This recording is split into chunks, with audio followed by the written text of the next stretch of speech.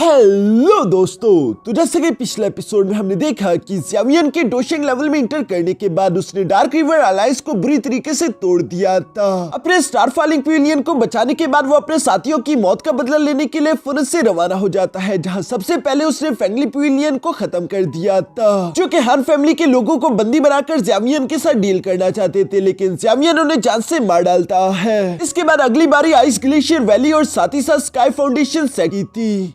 अब आगे तो नेक्स्ट एपिसोड की शुरुआत यहाँ पर बिल्कुल उसी सीन से शुरू होती है, जहाँ ज़्यावियन इस बात को अच्छे से जानता था कि उनका असली दुश्मन कोई और नहीं बल्कि हाल ऑफ सोल है, जिसे अकेले तो स्टारफॉलिंग पिविलियन नहीं हरा सका। इसलिए स्टारफॉलिंग पिविलियन को भी अपनी एक अलायंस बनानी होगी, जिसके लिए वो सेंट्रल प्लेन में मौजूद 3 पावरफुल फोर्सेस को इन्विटेशन लेटर्स भिजवाते हैं। जो 3 पावरफुल फोर्सेस अगर ज़्यावियन और उसके दोस्तों के साथ अलायंस बना लेती है, तो उसके बाद ही ये देखा जा सकता है कि ये लोग हाल ऑफ सोल से जीतेंगे या नहीं। अब इसी के साथ सीन शिफ्ट होकर हाल ऑफ सोल में आ जाता है, जहाँ पर हम देखते हैं कि पैलेस मास्टर यहाँ गुयू पर गुस्सा होते हुए उसे तकलीफ दे रहे थे, जहाँ गुयू को जंजीरों में जकड़ा हुआ था और पैलेस मास्टर गुस्सा होते हुए कह रहे थे कि आखिर ये तुम्हारा किस तरह का काउंटर मेजर था। आखिर स्टारफॉलिंग पिविलियन के पास सिर्फ 2 ही रातों में एक डोशिंग लेवल का कल्टीवेटर कहां से आ चुका है। यहाँ पर पैलेस मास्टर को इस तरह से गुस्से में देखकर तभी अचानक वहाँ पर एक और आदमी भी आ जाता है, जो कि कह रहा था कि पैलेस मास्टर, इस तरह से एक प्यादे पर गुस्सा होने की कोई जरूरत नहीं। मुझे लगता है कि मैं समझ चुका हूँ कि आखिर वो डोशिंग लेवल का कल्टीवेटर अचानक कहां से आ गया। मेरी थ्योरी के हिसाब से यकीनन ज़्यावियन को एंशिएंट बुद्धि हार्ट मिल चुका होगा, जिसका इस्तेमाल करते हुए वो इतने बड़ी कल्टीवेशन में जंप लगा पाया और वो आसानी के साथ डोशिंग लेवल में इंटर कर चुका है। लेकिन अपनी कल्टीवेशन में कम अरसे में इतना बड़ा जंप लेने की वजह से ज़्यावियन की फाउंडेशन इस वक्त कमजोर होगी और उसकी इसी अनस्टेबल फाउंडेशन का हम फायदा उठाएंगे। हम उसे अभी ही जान से मार डालेंगे ताकि वो फ्यूचर में अपना लेवल ब्रेक थ्रू ना कर पाए। ये सब कहने वाला वो आदमी असल में कोई और नहीं बल्कि हाल ऑफ सोल का डिप्टी चीफ था, जो कि असल में 3 स्टार डोशिंग लेवल का कल्टीवेटर है। पैलेस मास्टर को भी डिप्टी चीफ पर काफी ज्यादा भरोसा था और वो उससे कहते हैं कि यकीनन तुम्हारे पास कोई ना कोई प्लान तो होगा ही, जिस पर डिप्टी चीफ मुस्कुराकर कहता है कि मैं ज़्यावियन को जान से मार डालूंगा ताकि उसे फॉलो करने वाले जितने भी लोग हैं वो घबराकर पीछे हट जाए। इसके बाद सीन शिफ्ट होकर दूसरी तरफ बर्निंग फ्लेम वैली में आ जाता है, जहां पर हम देखते हैं कि फ्लेम बर्निंग वैली का एंसेस्टर हुआयुन स्टारफॉलिंग पिविलियन के साथ अलायंस की इन्विटेशन लेटर को पढ़ रहा था, जिसमें लिखा हुआ था कि हम लोग हाल ऑफ सोल के खिलाफ एक अलायंस बना रहे हैं और उसमें हम लोगों को आपका साथ चाहिए। ये सुनकर हुआयुन जवाब देते हुए कहता है कि हाल ऑफ सोल वाले वो कमीने, वो ना तो इंसान है ना गोश्त, पता नहीं वो किस तरह की मखलूक है, कौन ही आखिर उनसे दुश्मनी लेना चाहेगा।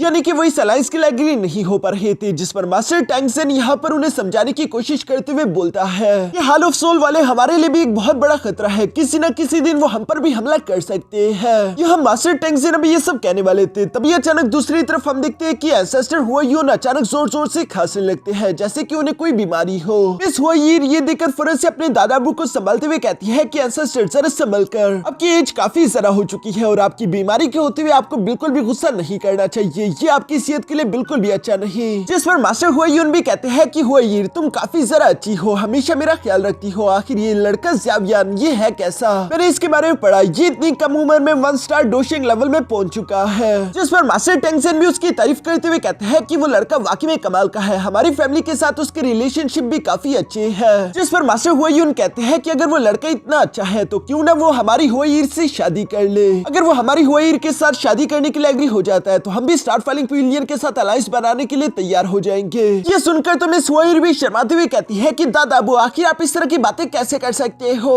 दूसरी तरफ मास्टर टैंगसेन उसे समझाते हुए कहता है कि हुआयिर जरा संभल कर बात करो, वो तुम्हारे एंसेस्टर भी है। जबकि मास्टर हुआयुन तो समझ पा रहे थे कि सिर्फ हुआयिर शर्मा रही है। वो हुआयिर से कहता है कि वो लड़का इतनी जल्दी डोशिंग लेवल में पहुंच चुका है, वो भी इतनी कम उम्र में, ये बात काफी है उसकी बहादुरी को साबित करने के लिए, और चूंकि तुम्हारे अब्बू ऑलरेडी उसे इतने ज्यादा एडमायर करते हैं तो यकीनन वो एक अच्छा लड़का होगा। लेकिन सामने की तरफ मौजूद मास्टर टैंगसेन जानते रहे कि ये तो नहीं हो सकता। वो उल्टा यहाँ पर मास्टर हुआयुन से कहते हैं कि स्टारफॉलिंग पिविलियन ने हमसे वादा किया है अगर हम उनके साथ अलायंस बनाने के लिए तैयार हो जाए तो वो आपकी इस मिस्टीरियस बीमारी का इलाज करने के लिए भी तैयार है। जो सुनकर मास्टर हुआयुन जवाब देते हुए कहता है कि और अगर हम उनके साथ अलायंस ना ना बनाए तब क्या। ये सुनती तभी अचानक वहाँ पर ज़ियावियन आ जाता है, जो कि आते हुए कहता है कि अगर आप हमारे साथ अलायंस ना बनाए तब भी मैं अपनी पूरी कोशिश करूंगा आपकी इस बीमारी को ठीक करने की। यहाँ ज़ियावियन को देखकर तो मास्टर टेंगसेन काफी ज्यादा खुश हो गए थे। साथ ही सर वो अपने एंसेस्टर से ज़ियावियन को इंट्रोड्यूस करवाते हुए बताते हैं कि ये है स्टार फॉलिंग पिविलियन का ज़ियावियन। दूसरी तरफ ज़ियावियन भी एंसेस्टर को ग्रीट करता है। यहाँ पर मास्टर हुआयुन तो ज़ियावियन को देखकर उसके पास आकर उसे चारों तरफ से देखने लगे, जहाँ उन्हें ज़ियावियन तो काफी ज्यादा पसंद आया। उन्हें ज़ियावियन की बातें भी अच्छी लगी, इसलिए वो यहाँ पर इन्विटेशन लेटर को टांगसेन के हवाले कर देते हैं। कोई भी नहीं समझ पा रहा था कि मास्टर हुआयुन क्या कहेंगे, लेकिन तभी अचानक मास्टर हुआयुन यहाँ पर अपनी पावर्स को एक्टिवेट करते हुए कहते हैं कि वक्त आ गया, एक बार फिर से दुनिया को दिखा दिया जाए कि एल्डर हुआयुन कौन है। यहाँ पर एल्डर हुआयुन को इस तरह से मोटिवेटेड होता हुआ देखकर बाकी के सब लोग भी काफी ज्यादा खुश हो गए थे। सबसे ज्यादा तो ज़ियावियन खुश होते हुए यहाँ पर मास्टर हुआयुन से कहता है कि मैं फ्लेम बर्निंग वैली को अपने अलायंस में वेलकम करता हूँ,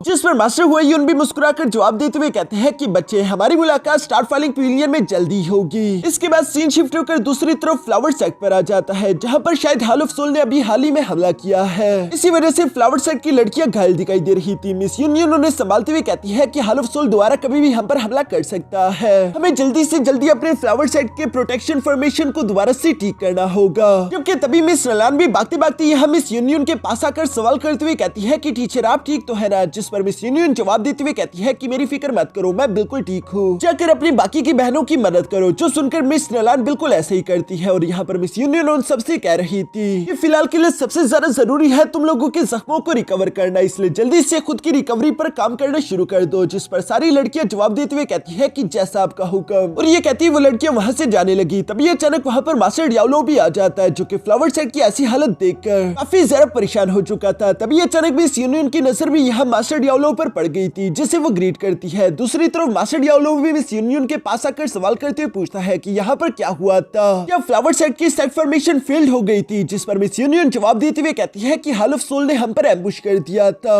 ये तो अच्छा हुआ कि हमारी सुप्रीम एल्डर आखिरकार सेकुलेशन से बाहर आ गई और उन्होंने हॉल ऑफ सोल के उन लोगों को यहाँ से भगा दिया, जिसकी वजह से हमारे फ्लावर सेट को ज्यादा नुकसान नहीं हुआ, वरना पता नहीं क्या हो जाता। यह सुनकर मास्टर डियाब्लो अपने पास से कुछ रिकवरी पिल्स निकालकर यहाँ मिस यूनियन और मिस रलान को देखते हुए कहते हैं कि तुम दोनों भी खुद को रिकवर कर लो। जिस पर मिस रलान और मिस यूनियन तो यहाँ मास्टर डियाब्लो का शुक्रिया अदा कर रही थी, लेकिन तभी अचानक पीछे से किसी औरत की आवाज सुनाई देती है, जो कि कह रही थी कि आखिर शुक्रिया की क्या जरूरत, वैसे भी ये सब कुछ स्टार फॉलिंग पिविलियन की वजह से ही तो हुआ है। अगर हमने उनके साथ अलायंस ना बनाई होती तो कभी भी हॉल ऑफ सोल इस तरह से हमें टारगेट में ना लेता। मास्टर डियाब्लो तो वो आवाज सुनकर कहते हैं कि ये आवाज कुछ जानी पहचानी लग रही है। तभी अचानक हम देखते हैं कि वहाँ पर एक औरत अपने साथ कुछ साथियों को लेकर समन हो गई। जो औरत दिखने में तो काफी ज्यादा खूबसूरत थी और यही फ्लावर सेट की सुप्रीम एल्डर है, जिसका नाम फेरी किंग था, जिसे अचानक से यहाँ पर देखकर मिस यूनियन और मिस रलान दोनों ही ग्रीट करने लगी। जबकि मास्टर डियाब्लो भी फेरी किंग को देखकर काफी ज्यादा खुश हो गए थे। मिस फेरी किंग की भी जब नजर मास्टर डियाब्लो पर पड़ी तो वो भी अपने मन में कहने लगी कि ये अभी तक जिंदा है, और मिस फेरी किंग का एटीट्यूड कुछ ज्यादा ही था। हम देखते हैं कि वो धीरे से नीचे की तरफ आते हुए मिस यूनियन से कहती है कि यहाँ पर कुछ ज्यादा ही कचरा है, जल्दी से जल्दी इस कचरे को साफ करो, कोई भी देखेगा तो वो हम पर हंसेगा, इसलिए सारी लड़कियां फौरन से काम पर लग जाओ। जो सुनकर मिस यूनियन भी यहाँ पर मास्टर डियाब्लो से कहती है कि मुझे माफ कर देना, फिलहाल बहुत सारा काम है जो कि हमें करना है, मुझे माफ करना कि मैं आपकी मेहमान नवाजी नहीं कर पाऊंगी। जिस पर मास्टर डियाब्लो जवाब देते हुए कहता है कि कोई बात नहीं। अब आखिर में बस सिर्फ पीछे मिस फेरी किंग और याओलो बचे थे, जो कि पुराने दोस्त है। मास्टर डियाब्लो धीरे से फेरी किंग के पास आते हुए कहता है कि तुम्हारा ये गुस्सा अभी बिल्कुल वैसा ही है, तुम जरा सी भी नहीं बदली। जिस पर मिस फेरी किंग जवाब देते हुए कहती है कि मुझे माफ कर दो याओ चेन, मुझे इस बात से कोई लेना देना नहीं है कि स्टार फॉलिंग पिविलियन के साथ कौन कौन अलायंस बना रहा है, और जहाँ तक फ्लावर सेट की बात है तो हम अलायंस में तुम्हारे साथ नहीं आ सकते। ये कहते हुए बुरा लग रहा है। जो सुनकर मास्टर डियाब्लो कहता है कि मुझे माफ कर देना, मैं जानता हूँ कि फ्लावर सेट की इस वक्त जो भी कंडीशन है वो हमारी वजह से हुई, लेकिन हमारा ये करने का बिल्कुल भी कोई इरादा नहीं था। जिस पर मिस फेरी किंग जवाब देते हुए कहती है कि जो हो चुका वो तो वैसे भी हो चुका है, अभी के लिए तुम प्लीज यहाँ से चले जाओ, मैं नहीं चाहती कि फ्लावर सेट पूरी तरीके से तबाह बर्बाद हो जाए। ये सुनकर मास्टर डियाब्लो जवाब देते हुए कहता है कि बेशक इस वक्त हॉल ऑफ सोल कामयाब नहीं हुआ, लेकिन वो लोग हार नहीं मानेंगे और वो वापस जरूर आएंगे। वैसे भी एंशिएंट क्लैन में से लिंक क्लैन पूरी तरीके से गायब हो चुका है। मुझे लगता है कि हुन क्लैन बहुत बड़ी साजिश रच रहा है, जिसमें हॉल ऑफ सोल भी उसके साथ है। यह सुनकर मिस फेरी किंग कहती है कि इसका मतलब कि तुम जानती हो कि हॉल ऑफ सोल के पीछे कौन सी पावर है और वो कितनी खतरनाक है। मैं नहीं चाहती कि मेरी किसी गलत डिसीजन की वजह से फ्लावर सेट पूरी तरीके से तबाह बर्बाद हो जाए, मैं कभी भी ये डिसीजन बर्दाश्त नहीं कर पाऊंगी। जिस पर मास्टर डियाब्लो फेरी किंग को समझाते हुए कहते हैं कि हॉल ऑफ सोल बहुत ही ज्यादा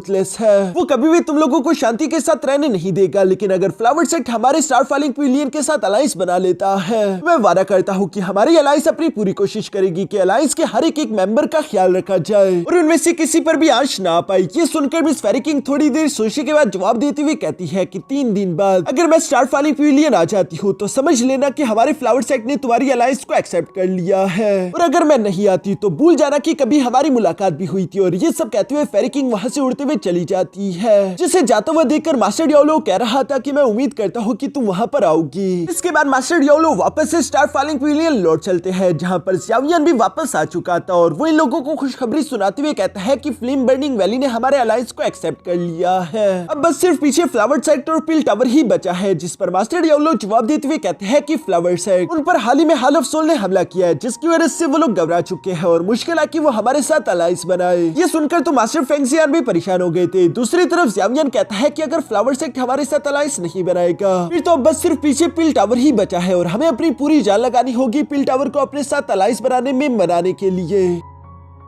जिस पर मास्टर डियाब्लो जवाब देते हुए कहते हैं कि ज़ावियन तुमने बिल्कुल सही कहा, हॉल ऑफ सोल से पिल टावर बहुत ही ज्यादा नफरत करता है, लेकिन आज तक कभी भी पिल टावर ने हॉल ऑफ सोल के खिलाफ कोई भी एक्शन नहीं लिया। वो हमेशा न्यूट्रल रहे हैं, तो इसलिए उनको भी अपने साथ अलायंस में लाने के लिए काफी ज्यादा मुश्किल आने वाली है। जो सुनकर मास्टर फेंगजियान कहता है कि क्यों ना मैं वहाँ पर एक सेकंड लेटर भिजवा दूं, जिससे हमें मालूम हो पाएगा कि वो लोग क्या सोच रहे हैं। इस पर मास्टर डियाब्लो जवाब देते हुए कहते हैं कि जल्दबाजी मत करो, और वैसे भी ये काम काफी ज्यादा सेंसिटिव होने वाला है। मुझे लगता है कि ज़ावियन और मुझे पर्सनली वहाँ पर जाना होगा, तभी शायद हम उन्हें अपने साथ आने के लिए एग्री कर सके। ये सुनकर मास्टर फेंगजियान कहता है कि फिक्र मत करो, आप लोग बेफिक्र होकर वहाँ पर जा सकते हो। स्टार फॉलिंग पिलियन के मामलात को मैं अकेले संभाल लूंगा। अब बस मुझे ये बता दीजिए कि आप दोनों ने कब रवाना होना है। जो सुनकर मास्टर डियाब्लो जवाब देते हुए कहता है कि जितनी जल्दी निकले उतना ज्यादा बेहतर होगा। बताओ ज़ावियन, आज ठीक है ना? जिस पर ज़ावियन भी हमें सर हिलाता है और ये दोनों उसी दिन फरस से पिल टावर की तरफ रवाना हो गए, जहाँ एक लंबे सफर के बाद आखिरकार ये लोग पिल टावर में पहुंच जाते हैं। मास्टर डियाब्लो तो इतने अरसे बाद यहाँ पर आकर काफी ज्यादा खुश दिखाई दे रहा था और वो ज़ावियन से कहता है कि ये जगह बिल्कुल भी नहीं बदली, ये जगह बिल्कुल पहले की तरह रोशन है, लेकिन मुझे तो मेन पिल टावर के एल्डर काउंसिल के उन बुढ़ाओं की फिक्र हो रही है जो कि बहुत ही जिद्दी है। ये सुनकर ज़ावियन हैरान होते हुए कहता है कि मेन पिल टावर। इस पर मास्टर डियाब्लो जवाब देते हुए कहते हैं कि कई सारे लोगों को मालूम नहीं कि पिल टावर में एक मेन पिल टावर भी है, जिसे स्मॉल पिल टावर के नाम से भी जाना जा सकता है, और वो पिल टावर का कोर है। ये कहते हुए वो ज़ावियन को अपने साथ लेकर अंदर की तरफ चले जाते हैं। साथ ही सर वो ज़ावियन को बता रहे थे कि पिल टावर फ्लावर सेक्ट और बर्निंग फ्लेम वैली की तरह नहीं है। अगर पिल टावर को कोई भी डिसीजन लेना है तो उसके लिए सारे के सारे एल्डर्स को वोट करना होगा।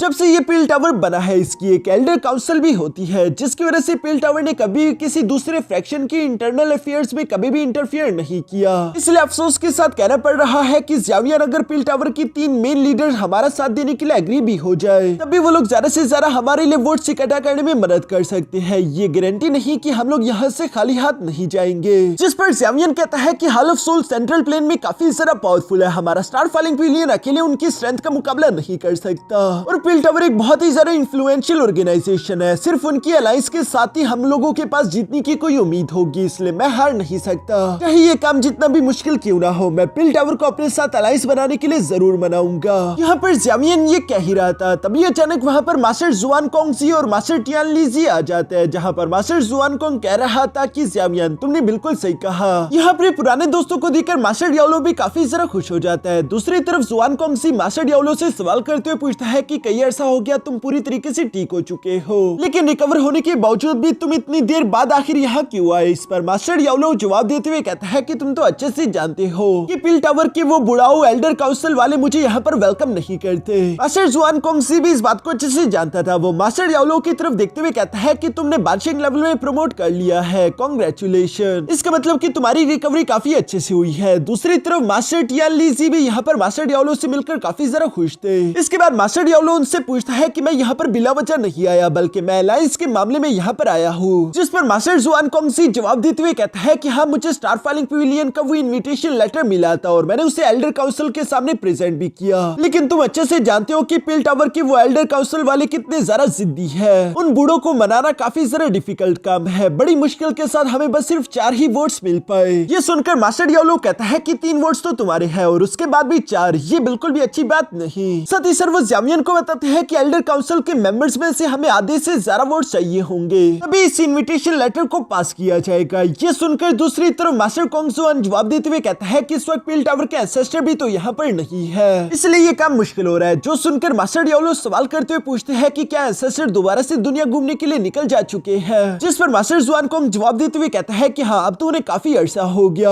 मास्टर टियानलीजी जवाब देते हुए कहता है कि उनकी हमें कोई भी खबर कई सालों में नहीं मिली। ये तो अच्छा हुआ कि उनकी जेट स्लिप हमारे पास है जिसमें उनकी सोल इम्प्रिंट है और वो अभी तक टूटी नहीं। अगर वो ना होती तो अब तक तो हम यही सोचते कि यकीनन हमारे एंसेस्टर मारे जा चुके हैं। अब यहाँ ये सब तो चल ही रहा था, तभी अचानक मास्टर जुआनकोंग बताते हैं कि वैसे एल्डर काउंसिल में एक न्यू एल्डर को चूज किया जाने वाला है, जिसका कंपटीशन 3 दिन बाद होगा। वो न्यू एल्डर भी अपने वोट को कर सकता है, जिससे तो मास्टर डियाब्लो और ज़ावियन को उम्मीद मिल चुकी थी। ज़ावियन यहाँ पर सवाल करते हुए पूछता है कि आखिर आपको क्या लगता है कि न्यू एल्डर कौन होगा, सबसे बेहतरीन कैंडिडेट कौन है, जिस पर मास्टर टियानलीजी जवाब देते हुए कहता है कि सबसे बेहतरीन कैंडिडेट तो ओल्ड फ्रीक हु है। लेकिन याब्लो, तुम तो जानते हो कि ओल्ड फ्रीक हु की तुम्हारे साथ कभी भी नहीं बनी और अगर वो अगला न्यू एल्डर बन गया तो वो तुम्हारे खिलाफ ही वोट करेगा। ये सुनकर ज़ावियन सवाल करते हुए कहता है कि आखिर ये कौन सा ओल्ड फ्रीक है जिसके बारे में आप लोग बात कर रहे हो। इस पर मास्टर कोंगजुआन जवाब देते हुए बताता है कि बहुत अर्से पहले जब पिल टावर में एक पिल गैदरिंग कंपटीशन हुआ था, तब के टाइम से ओल्ड फ्रीक हो तुम्हारे मास्टर से नफरत करता है, क्योंकि मास्टर डियाब्लो ने उस वक्त स्पिरिट एनहांसमेंट टेक्निक का इस्तेमाल किया था उसे हराने के लिए, और उसे लगता था कि ये पिल रिफाइन करने का बिल्कुल भी सही तरीका नहीं है। ये सुनकर तो ज़ावियन सवाल करते हुए पूछता है कि क्या मास्टर डियाब्लो भी इस कंपटीशन में हिस्सा ले सकते हैं, क्योंकि इस तरह से मास्टर डियाब्लो एक बार फिर से पिल टावर की एक न्यू एल्डर बन जाएंगे। जिस पर मास्टर कोंगजुआन जवाब देते हुए कहता है कि नहीं, डियाब्लो ने अपनी मर्जी से एल्डर काउंसिल को छोड़ा था और वो दोबारा से इलेक्शन में हिस्सा नहीं ले सकता। अभी अचानक वहां पर मिस जुआनी आ जाती है, जो कि आते हुए कह रही थी कि अगर डियाब्लो इस कंपटीशन में हिस्सा नहीं ले सकता, लेकिन ज़ावियन तो ले सकता है ना। यहाँ मास्टर डियाब्लो और मिस जुआनी दोनों एक दूसरे को देखकर मुस्कुराने लगे थे। तभी अचानक मास्टर जुआनकोंग मास्टर डियाब्लो को बताने लगा कि मिस जुआनी अक्सर तुम्हारी फिक्र करती रहती थी, जब से तुमने पिल टावर को छोड़ा है वो तुम्हारे बारे में परेशान रहती थी। जिस पर मिस जुआनी उससे समझाते हुए कहती है कि जुआनकोंग अपना मुंह बंद रखो, हर वक्त बोलना जरूरी नहीं होता। साथ ही साथ वो यहाँ ज़ावियन की तरफ देखते हुए कहती है कि ज़ावियन पिल गैदरिंग चैंपियनशिप का पहले ही चैंपियन बन चुका है, तो इसलिए वो इस कंपटीशन में पार्टिसिपेट करने के लिए भी ऑलरेडी क्वालिफाइड है। जिस पर मास्टर कोंगजुआन जवाब देते हुए कहता है कि हाँ, ये बिल्कुल ठीक रहेगा। लेकिन साथ ही साथ वो ज़ावियन से सवाल करते हुए पूछते हैं कि old freak how already 9 colour की पिल लाइटनिंग को समन कर सकता है, तुम्हें लगता है कि तुम उसका मुकाबला कर पाओगे? जिस पर ज़ावियन जवाब देते हुए कहता है कि मैं अपनी पूरी कोशिश करूंगा। जो सुनकर मास्टर कोंगजुआन कहता है कि ठीक है, फिर ज़ावियन जाकर अपने अल्केमिस्ट बैच को दोबारा से रीअसेस करवा लो ताकि तुम पर कोई सवाल ना उठा सके। दूसरी तरफ मास्टर डियाब्लो भी कहता है कि टाइम बहुत ही कीमती है, मैं ज़ावियन को प्रिपेयर करने में उसकी मदद करता हूँ। जिस पर मास्टर कोंगजुआन कहता है कि हाँ, ये सही रहेगा, वैसे भी हम तीनों को भी काफी तैयारियां करनी है। जो सुनकर ज़ावियन उन तीनों का शुक्रिया अदा करता है। दूसरी तरफ हम देखते हैं कि मिस जुआनी जाने से पहले यहाँ बहुत ही प्यार से याब्लो को देख रही थी। इसके बाद नेक्स्ट सीन में हम देखते हैं जहाँ ज़ावियन ने अपने अल्केमिस्ट बैच को रीअसेस करवा लिया था और उसे एक 8 स्टार अल्केमिस्ट का बैच मिल चुका है, जो कि इस बात को शो करता है कि ज़ावियन एक 8 ग्रेड का अल्केमिस्ट है। यहाँ पर मास्टर डियाब्लो ज़ावियन से कहता है कि तुम मेरे प्राइम के काफी जरा करीब पहुंच चुके हो। जो सुनकर ज़ावियन भी खुश हो रहा था। तभी अचानक इन लोगों को साइड पर किसी आदमी की आवाज सुनाई देती है, जहाँ पर हम देखते हैं कि कुछ लड़के यहाँ पर एक आदमी के पास आते हुए कह रहे थे कि मास्टर हु, जरा इस पिल को देखकर बता दीजिए, मुझे लगता है कि ये पिल ठीक नहीं है। जो सुनकर ओल्ड फ्रीक हो यहाँ पर उस पिल को देखने लगा। वो खुद भी एक 8 ग्रेड का अल्केमिस्ट है और यहाँ पर वो इस पिल को देखते हुए कहता है कि तुमने दोबारा चुपके से कुछ इंग्रेडिएंट्स ऐड किए थे ना। मैंने आखिर तुम्हें कितनी बार कहा है कि स्क्रॉल के इंस्ट्रक्शन को अच्छे से फॉलो करो। तुम्हें अगर अच्छी पिल्स को रिफाइन करना है तो तुम्हें बस सिर्फ रूल्स को फॉलो करना होगा। खुद से इनोवेशन करने से कुछ नहीं होता, बिला वजह इनोवेशन करने की कोई जरूरत नहीं, सिर्फ रूल्स ही इंपॉर्टेंट है, रूल्स से सब कुछ होता है। यहाँ पर मास्टर हु ये सब कह रहा था। तभी अचानक ज़ावियन भी मास्टर हु के पास आ गया, जो कि अपने पास से एक पिल निकालकर मास्टर हु को दिखाते हुए कहता है कि मास्टर हु, जरा ये पिल देखकर बताइए कि क्या ये ठीक है। मास्टर हु पहले तो ज़ावियन को देखकर हैरान होते हुए कहता है कि आखिर ये लड़का कौन है। फिर वो उसकी पिल को चेक करना शुरू कर चुका, जहाँ पर वो कहता है कि इस पिल की खुशबू तो काफी कमाल की है, इसका कलर भी बहुत ही ज्यादा परफेक्ट दिखाई दे रहा है, ये एक परफेक्ट पिल है। लेकिन थोड़ी देर अच्छे से देखने के बाद कहता है कि नहीं नहीं रुको, तुमने भी इसमें खुद से चीजें ऐड की है, तुमने भी रूल्स फॉलो नहीं किए। तभी अचानक वहाँ पर पीछे से मास्टर डियाब्लो भी भी आ जाता है, जिसे ज़्यावियन टीचर कह रहा था। यहाँ पर मास्टर डियाब्लो को तो अचानक से देखकर ओल्ड फ्रीक हुआ हैरान हो गया और वो कहता है कि तुम यहाँ पर क्या कर रहे हो?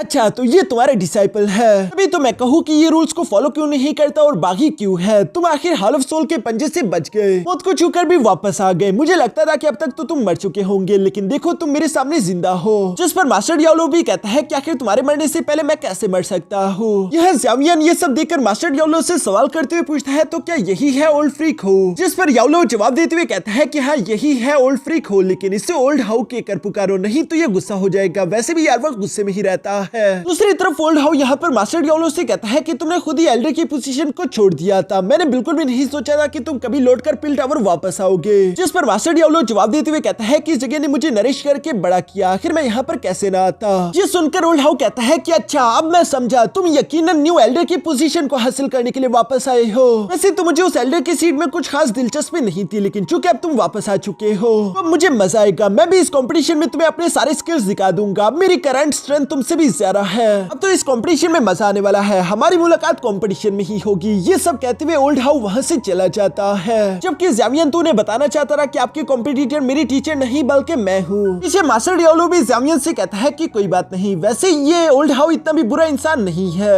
इसे बस हर चीज से कुछ ज्यादा ही फर्क पड़ता है, इसी वजह से ये पिछली बार भी बहक गया था। वरना तो देखा जाए तो इसके एल्केमी की रिसर्च मेरी ही पास है, ये मुझसे कुछ ज्यादा कम नहीं। इसके बाद नेक्स्ट डे हम देखते हैं जहाँ पर मास्टर डियाब्लो और ज़्यावियन यहाँ पर एयरशिप का इस्तेमाल करते हुए मेन पिल टावर की तरफ जा रहे थे, जहाँ पर पिल टावर की लाइट फोर्सेज मौजूद है और आज के दिन ये कंपटीशन वहीं पर होने वाला है। तभी अचानक इस कंपटीशन के ग्राउंड के ऊपर एक बड़ा सा space time crack portal open हो गया, जिसके अंदर से एल्डर काउंसिल के 8 एल्डर्स निकलकर बाहर की तरफ आ जाते हैं। सब लोग उन्हें देखकर फौरन से उन्हें ग्रीट करने लगे, जबकि ज़्यावियन भी उन्हें देखकर सरप्राइज होते हुए कह रहा था कि ये सब काफी ज्यादा पावरफुल दिखाई दे रहे हैं। इनमें से 2 तो 8 ग्रेड के इंटरमीडिएट लेवल के अल्केमिस्ट है, जबकि एक तो 8 ग्रेड का एडवांस अल्केमिस्ट था और एक आदमी की कल्टीवेशन के बारे में तो ज़्यावियन देख ही नहीं पा रहा था, जिसके बारे में मास्टर डियाब्लो बताते हैं कि वो है एल्डर लिन, जो कि मेन पिल टावर की ग्रैंड एल्डर है। एंसेस्टर के बाद सेकंड पोजीशन इन्हीं पर आती है। उनके सामने तो मैं भी एक जूनियर हूँ, मुझे भी उन्हें रिस्पेक्ट ही पेश करनी चाहिए। तभी अचानक एल्डर लिन यहाँ पर इन सब लोगों के सामने कहता है कि एल्डर सिलेक्शन कंपटीशन ये पहले भी कई बार हो चुका है और इसे आप विटनेस कर चुके हो। इसके रूल्स मुझे आप लोगों को समझाने की कोई जरूरत नहीं। जो भी सबसे हाई ग्रेड की पिल बनाएगा वही विनर होगा। अब चूंकि आप सब लोगों को रूल्स मालूम है तो इस कंपटीशन के कैंडिडेट्स चलो मैदान में आ जाए। जो सुनकर ओल्ड हाउ तो तीसी के साथ जम करते हुए मैदान में आ गया और वो चिल्लाते हुए कहता है कि चलो याओ चेन मेरे सामने आओ, आज के दिन मैं तुम्हें दिखा दूंगा कि असली अल्केमिस्ट क्या होता है। ये सुनकर ज़्यावियन भी यहाँ पर मास्टर डियाब्लो से कहता है कि बस आप इंतजार कीजिए, मैं अच्छी खबर लेकर वापस आऊंगा। और ये कहती वो जंप करते हुए फौरन से अरीना में आ गया, जो देखकर ओल्ड हाउ तो पूरी तरीके से सरप्राइज हो गया था, क्योंकि उसे बिल्कुल भी अंदाजा नहीं था कि उसका कंपटीशन ज़्यावियन से होने वाला है। बाकी के सब लोग भी यहाँ पर ज़्यावियन को देखकर आपस में बातें करते हुए कह रहे थे कि आखिर ये नौजवान है कौन जो कि इतनी कम उम्र में 8 ग्रेड का अल्केमिस्ट बन चुका। जबकि एल्डर लिन भी यहाँ पर सब लोगों से ज़्यावियन को इंट्रोड्यूस करवाते हैं कि ज़्यावियन मास्टर डियाब्लो का डिसाइपल है और ये हमारे पिछले पिल गैदरिंग चैंपियनशिप का चैंपियन भी रह चुका है, इसलिए ये इस एल्डर इलेक्शन कंपटीशन में हिस्सा लेने के लिए क्वालिफाइड है। जो सुनकर ओल्ड हाउ यहाँ पर ज़्यावियन से कहता है कि ज़्यावियन ये कंपटीशन कोई बच्चों का खेल नहीं। जो कहती वो फौरन से अपनी पावर्स एक्टिवेट करके ज़्यावियन से कहता है कि आज के दिन मैं तुम्हें दिखा दूंगा कि असली अल्केमी किसे कहते हैं। यह दूसरी तरफ ज़्यावियन भी उस ओल्ड हाउ की सोल फ्लक्चुएशन को देखकर अपने मन में कह रहा था कि इस आदमी की सोल फ्लक्चुएशन तो काफी ज्यादा स्ट्रॉन्ग है, लेकिन मास्टर डियाब्लो बिल्कुल भी फिक्र ना करे, मैं आपकी रेपुटेशन को खराब होने नहीं दूंगा। और इसी सीन के साथ हमारा ये एपिसोड यहीं पर खत्म हो जाता है।